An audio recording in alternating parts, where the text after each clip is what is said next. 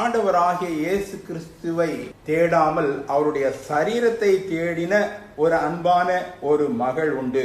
ஆம், இந்த சம்பவம் நமக்கு தெரிந்ததே. இந்த மகதலேனா மரியாளை குறித்து சொல்ல வேண்டுமானால் அவள் 7 பிசாசுகளை உடையவளாக இருந்தாள். அப்படித்தான் வேதம் கூறுகிறது.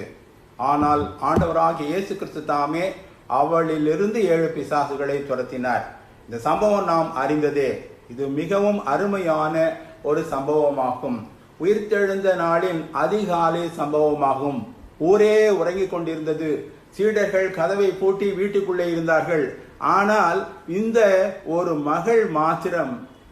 மகள் மாத்திரம் அதிகாலையிலே, மிக அதிகாலையிலே அந்த எருசலேமின் வீதிகளிலே ஓட ஆரம்பித்தாள். ஓடிக்கொண்டே இருந்தால் ஆண்டவருடைய கல்லறையின் இடத்தில் வந்தாள்.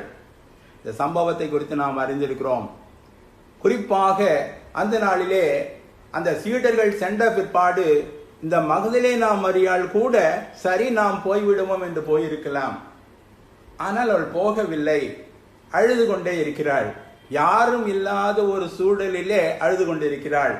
ஆண்டவருடைய சரீரத்தை காணாத அந்த சூழலிலே விடிந்ததோ விடியாத ஒரு நிலையோ நமக்கு தெரியாது. அழுது கொண்டே இருக்கிறாள். ஒருவேளை ஆண்டவராக இயேசு கிறிஸ்து தாமே கூறுகிறார், அவர் பரலோகத்திற்கு எழுந்தருளி போகும் பொழுது இதை பார்க்கிறார். ஆகவே அவர் பரலோகத்திற்கு போவதற்கு முன்பாகவே பாதி வழியிலே திரும்பி வருகிறார். ஆம், இந்த சம்பவத்தை நான் அறிவோம். அந்த மகதலேனா மரியாள் தனக்கு பின்னாக ஒருவர் நிற்பதை எண்ணி திரும்பி கேட்கிறாள், நீர் அவரை எடுத்துக்கொண்டு போனதுண்டானால் அவருடைய சரீரத்தை நான் எடுத்துக்கொள்கிறேன் என்று. ஆம், ஆண்டவராகிய இயேசு கிறிஸ்து அவளிடம் ஒரு கேள்வி கேட்டார். அதற்கான பதிலை தான் அவள் கூறினாள். ஸ்திரியே, ஏன் அழுகிறாய்? யாரை தேடுகிறாய்? ஆண்டவராகிய இயேசு கிறிஸ்து கேட்கும் கேள்வி, யாரை தேடுகிறாய்? ஆண்டவரை வாஞ்சித்து அந்த மகள் வந்திருந்தாலும் கூட சரியான நிலையிலே ஆண்டவரை வாஞ்சித்து அவரை தரிசிக்க வரவில்லை.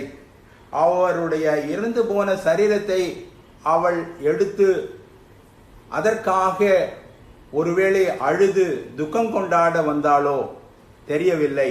ஆனால் உயிர்த்தெழுந்த ஆண்டவராகிய அவரை தரிசிக்க அவள் வரவில்லை.